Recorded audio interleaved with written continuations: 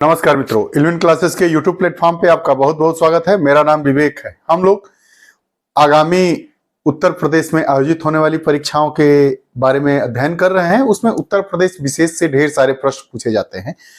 उसी को ध्यानगत रखते हुए हम लोग, चाहे वो उत्तर प्रदेश लोक सेवा आयोग के द्वारा संपादित की जाने वाली आरओ की परीक्षा हो, एआरओ की परीक्षा हो, या पीसीएस प्री की परीक्षा हो, या यूपी पुलिस की परीक्षा हो, या टीजीटी हो, या पीजीटी हो, जितने परीक्षाएं होती हैं उत्तर प्रदेश लोक सेवा आयोग या Uttar Pradesh UP triple SC के द्वारा संपादित कराई जाने वाली, उसमें उत्तर प्रदेश से जुड़े बहुत ही प्रश्न पूछे जाते हैं। और चूंकि उत्तर प्रदेश हम लोगों का अपना स्टेट है, इसलिए इसमें प्रश्न गलत होने की गुंजाइश नहीं होती है, लेकिन दुर्भाग्यवश अपना मान के इसको हम लोग गलत कर बैठते हैं।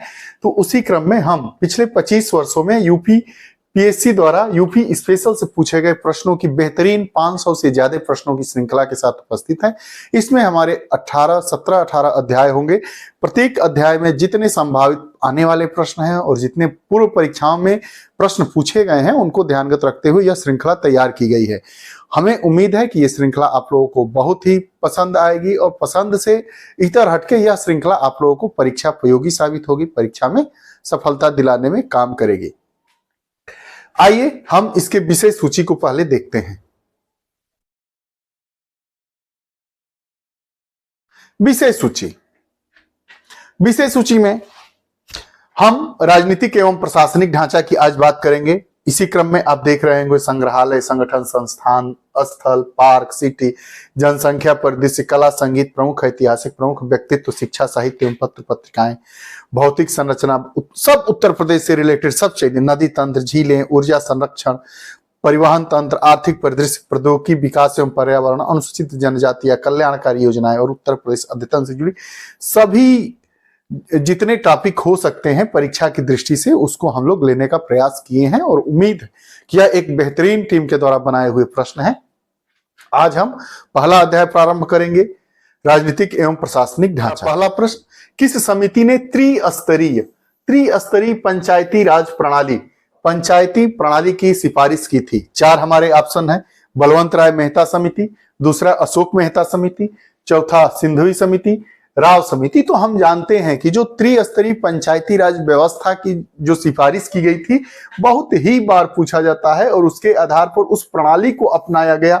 तो वह कौन सी समिति थी? बलवंत राय मेहता समिति। बलवंत राय मेहता समिति की सिफारिश पर हम लोगों ने त्रिस्तरीय पंचायती प्रणाली को अपनाया।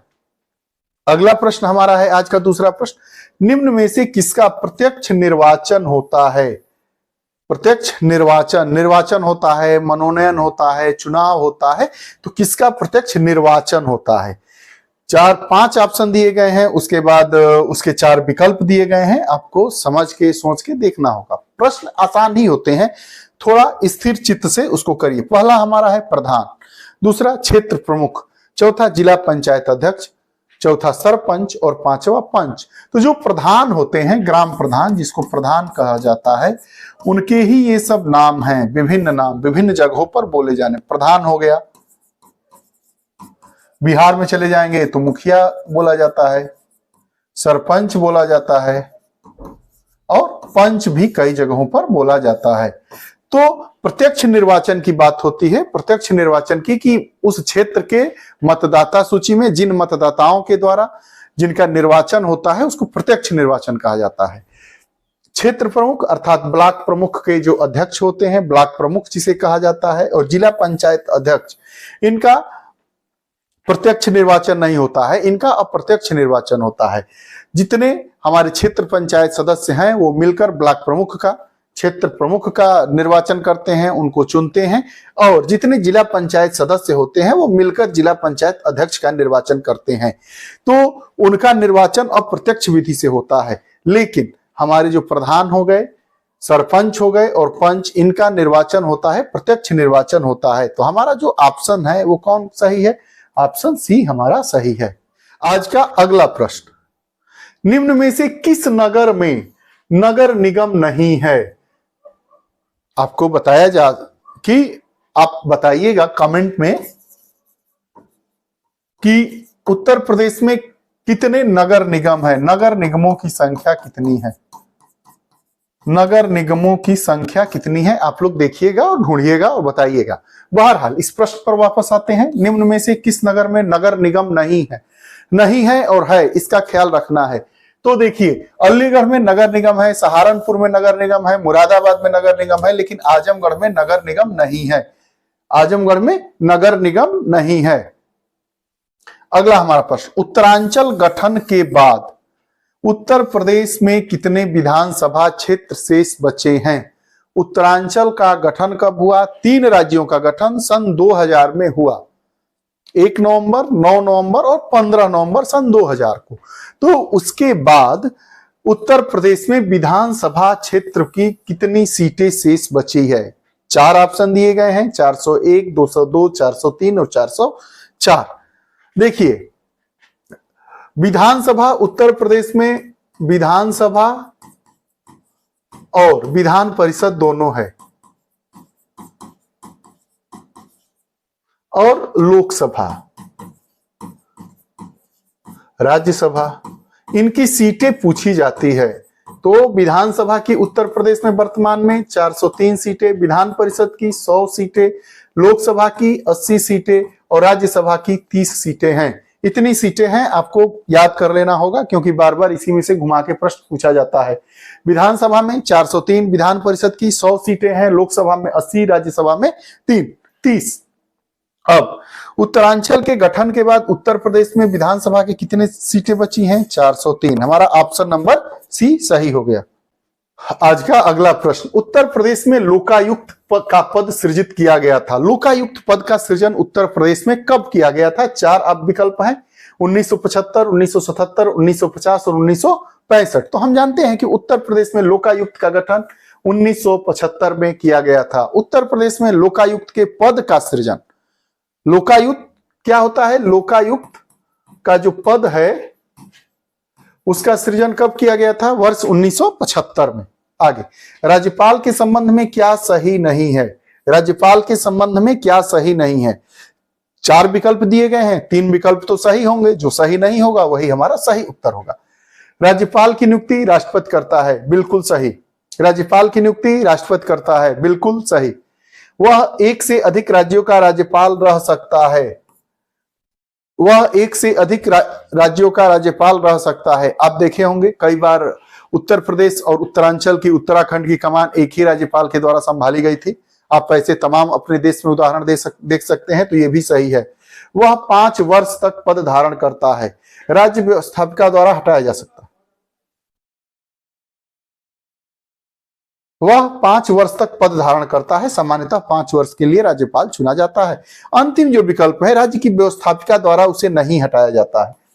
राज्यपाल के हटाने की प्रक्रिया दूसरी होती है, राज्य की व्यवस्थापिका द्वारा उसको हटाया नहीं जा सकता है, केंद्र के द्वारा उसे हटाया जाता है। इसके बारे में हम हमारी जो पॉलिटी की आप कक्षा देखेंगे तो उसमें बारीकी से सभी चीजों को बताया गया है। इसमें हम लोग डिटेल में नहीं जाएंगे, जितने प्रश्न है ऑब्जेक्टिव टाइप उसको हम लोग सॉल्व करेंगे।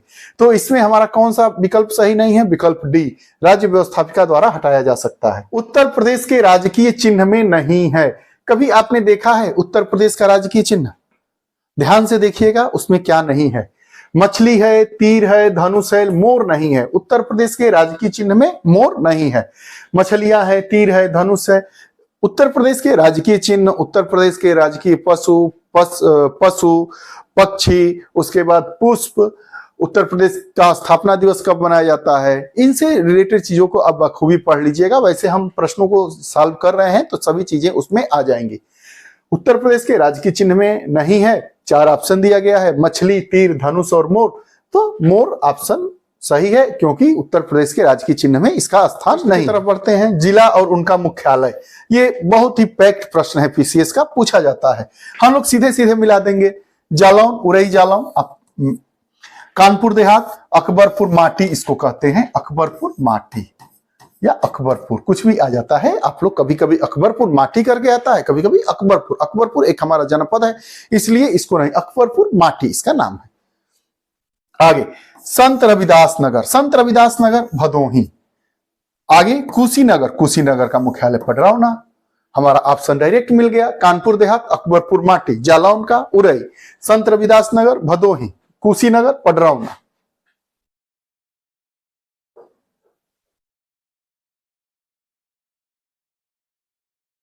अगला प्रश्न, उत्तर प्रदेश का राजकीय पुष्प है, उत्तर प्रदेश का कौन सा राजकीय पुष्प है? टेसु, गुलाब, नीलकमल और चंपा। तो हम जानते हैं कि उत्तर प्रदेश का राजकीय पुष्प क्या है? टेसु है। निम्न कथनों में से सही का चुनाव करिए। राज्यपाल, राष्ट्रपति, इसे प्रश्न पूछे जाते हैं, निश्चित तौर पर आप लोग उसको ध्यान से पढ़िएगा। कौन सा सही कथन है? पिछला हम लोगों का था कि राज्यपाल के संबंध में कौन सा कथन सही नहीं है। उसे जन्म से भारत का नागरिक होना चाहिए, उसकी आयु कम से कम 35 वर्ष हो, लोकसभा का सदस्य होने की योग्यता रखता हो, वह एकाधिक राज्यों का राज्यपाल हो सकता है। देखिए ये टेक्निकल है, वह जन्म से भारत का नागरिक होना चाहिए, ऐसा नहीं है जन्म से वह भारतीय होना चाहिए, वह भारत का नागरिक होना चाहिए। भारत के नागरिक बनने की 4 कंडीशन है, 4 अवस्थाएं हैं। किन किन परिस्थितियों में आप भारत के नागरिक बन सकते हैं? जन्म से, उसके बाद रजिस्ट्रेशन के द्वारा, या हमारी आजादी के बाद जो लोग आके, या तो उनके दादा दादी या नाना नानी, ये सब डिटेल में पढ़ने की जरूरत नहीं है, समझिए। उसे जन्म से भारत का नागरिक होना चाहिए, उसकी आयु कम से कम 35 वर्ष हो, ये सही है। राष्ट्रपति और राज्यपाल बनने के लिए न्यूनतम उम्र 35 वर्ष हो, अर्थात वह व्यक्ति उम्र की योग्यता क्या है? 35 वर्ष से कम ना हो, ये सही है। और ये चौथा ऑप्शन, वह एकाधिक राज्यों का राज्यपाल हो सकता है। तो हमारा ऑप्शन कौन सा सही है? 2 और 4। कैसी व्यवस्था है? पंचायती राज एक त्रिस्तरीय व्यवस्था है स्थानीय स्वशासन की। इसमें 4 विकल्प दिए गए हैं और ये 4 ऑप्शन दिए गए हैं। जो जिस विकल्प में सही होगा वही हमारा उत्तर सही होगा। स्थानीय स्वशासन बिल्कुल सही। जैव संबंधों के समान त्रिस्तरीय प्रणाली की, लोकतांत्रिक विकेंद्रीकरण की है। आगे, पद सोपानिक संरचना नहीं है, जैव संबंधों के समान त्रिस्तरीय प्रणाली की। तो 1, 2 और 3 हमारा ऑप्शन क्या है? सही है। ऑप्शन सी हमारा बिल्कुल सही है। अगला प्रश्न, आज का हमारा अगला प्रश्न, कथन दिया है और उसका कारण दिया है। स्थानीय स्तर पर ग्रामीण मामलों के प्रबंधन में राजनीति का अंतःखेल कम हो गया है। 77वां संविधान संशोधन के बाद ग्रामीण स्थानीय संस्थाओं का पुनरुत्थान हुआ है। 73वें संविधान संशोधन के द्वारा जब हमारी पंचायती राज व्यवस्था लागू की गई, उसके तहत ये बातें सामने देखने को मिली। तो हमारा जो विकल्प 1 है में ए और आर, हमारा कथन और कारण दोनों सही है, ये दोनों सही है। और जो आर है वो एक ही व्याख्या करता है। ऐसा क्यों हुआ? अर्थात स्थानीय स्तर पर ग्रामीण मामलों के प्रबंधन में राजनीति का अंतःखेल कम क्यों हो गया? क्योंकि उसका कारण यह बता रहा है कि जब हमारा 73वां संविधान संशोधन हुआ, उसके बाद ग्रामीण स्थानीय संस्थाओं का पुनरुत्थान हुआ है। इसलिए हमारा विकल्प ए सही है। ए और आर अर्थात कथन और कारण दोनों सही है, और जो इसका कारण है वो कथन की पुष्टि करता है, व्याख्या करता है। उत्तराखंड गठन के पूर्व विधान परिषद सदस्यों की संख्या कितनी थी?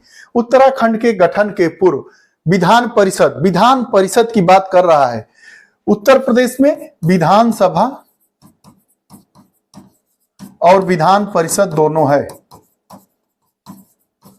उत्तर प्रदेश में विधानसभा और विधान परिषद दोनों है। विधानसभा की वर्तमान में संख्या 403 है और विधान परिषद की 100 है। उत्तराखंड अर्थात उत्तरांचल के गठन के पूर्व उत्तर प्रदेश जब संयुक्त था तो उसके विधान परिषदों की संख्या 108 थी। विधान परिषद के सदस्यों की संख्या 108 थी। अगला, राज्य के पंचायती राज संस्थाओं में महिलाओं के लिए कितना आरक्षण है? बहुत ही शानदार प्रश्न है। पूछा जाता है महिलाओं की आबादी के अनुपात में कुल स्थान का 1/4, कुल स्थान का 1/3, आवश्यकता अनुसार परिवर्तनशील। ये भी गलत, ये भी गलत, ये भी गलत। कुल स्थान अर्थात अगर 90 सीट है टोटल तो कितना हो गया? 90 का 1/3 अर्थात 30 सीटें महिलाओं के लिए आरक्षित होगी। हमारा ऑप्शन सी सही है। राज्य के पंचायती राज संस्थाओं में महिलाओं के लिए आरक्षण कितना है? कुल स्थान का 1/3। उत्तर प्रदेश में किसी नगर का मेयर होता है, इसके संबंध में बात कर लेते हैं। नगर का प्रथम नागरिक, बिल्कुल सही। ग्राम प्रधान क्या होता है? गांव का प्रथम नागरिक। राष्ट्रपति क्या होता है? भारत का प्रथम नागरिक। वैसे ही जो मेयर होगा वो उस नगर निगम का प्रथम नागरिक होगा। नगर निगम का पदेन सदस्य, कार्यकारिणी समिति का पदेन सभापति और कार्यपालक मशीनरी पर पूर्ण नियंत्रण। इसमें सभी विकल्प सही है।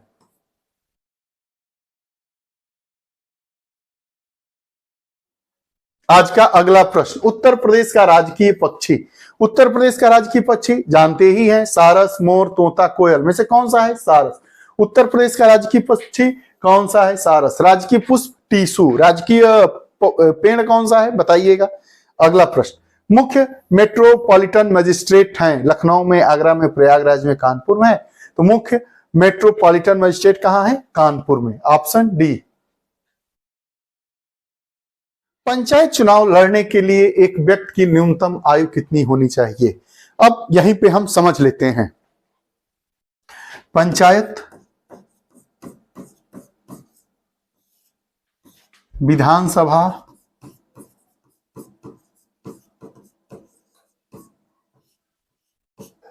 लोकसभा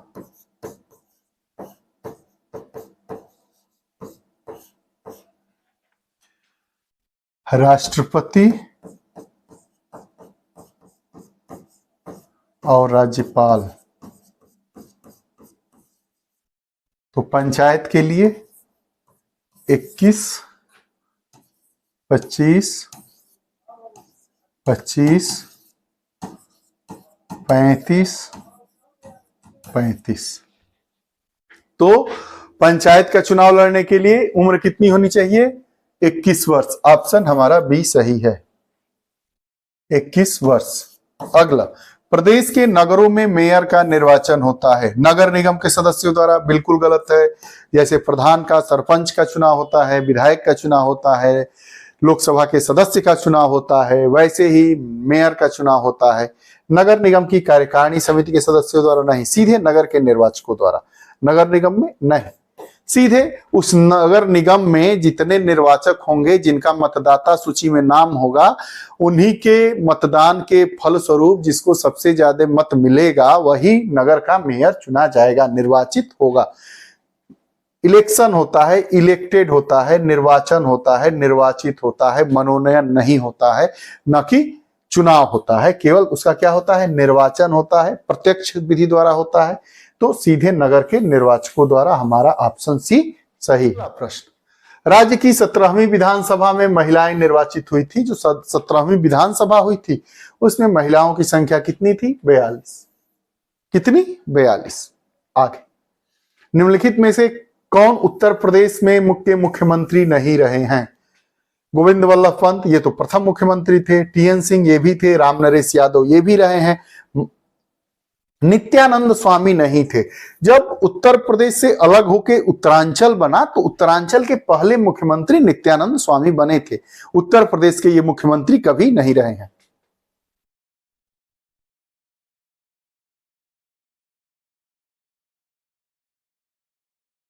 हाँ, अगला प्रश्न, कौन सा सही नहीं है? देखिए, उत्तर प्रदेश में कुछ नगरों ने नगर निगम की हैसियत प्राप्त कर ली है। बिल्कुल सही। नगरों को एक निगम की हैसियत राजनीतिक कारणों पर दी जाती है। कुछ नियम है जिनके आधार पर नगर निगम का सृजन किया जाता है। बिल्कुल सही है। उत्तर प्रदेश में नगर निगमों के लिए एक अलग कानून है। यह भी सही बात है। नगरों को एक निगम की हैसियत राजनीतिक कारणों पर, राजनीतिक कारण नहीं होता है, यह संवैधानिक कारण होता है, राजनीतिक कारण नहीं होता है। हमारा ऑप्शन भी गलत है। आगे, अब तक उत्तर प्रदेश में कितनी महिलाएं मुख्यमंत्री रही हैं? अब तक उत्तर प्रदेश में कितनी महिलाएं मुख्यमंत्री रही हैं? बताइए। सुचेता कृपलानी, उसके बाद मायावती, 2, केवल 2। सुचेता कृपलानी और कौन सी मुख्यमंत्री? मायावती। 2 ही महिलाएं अभी तक उत्तर प्रदेश में मुख्यमंत्री रही हैं। जिले का मुख्यालय कहां है? ग्रेटर नोएडा, रामाबाई नगर, गाजियाबाद, नोएडा। तो गौतम बुद्ध नगर का मुख्यालय कहां रहा है? नोएडा में। अगला, यूपी विधानसभा के प्रथम अध्यक्ष कौन थे? मदन मोहन वर्मा, आत्माराम गोविंद खेर, पुरुषोत्तम दास टंडन, नफीकुल हसन। तो पुरुषोत्तम दास टंडन यूपी विधानसभा के प्रथम अध्यक्ष थे। अब आज का अंतिम प्रश्न, उत्तर प्रदेश दिवस किस तिथि को मनाया जाता है? 23 जनवरी, 24 जनवरी, 25 जनवरी, 26 जनवरी। तो 25 जनवरी को उत्तर प्रदेश दिवस मनाया जाता है। ये रही आज की पहली कक्षा। पहले अध्याय से आप लोगों को कक्षाएं कैसी लगी बताइएगा कमेंट बॉक्स में। अगर आप नहीं जुड़े हैं तो और लोगों को जोड़िएगा, आप खुद भी जोड़िएगा। पुनः नई कक्षा के साथ उपस्थित होंगे, तब तक के लिए बहुत बहुत धन्यवाद। नमस्कार।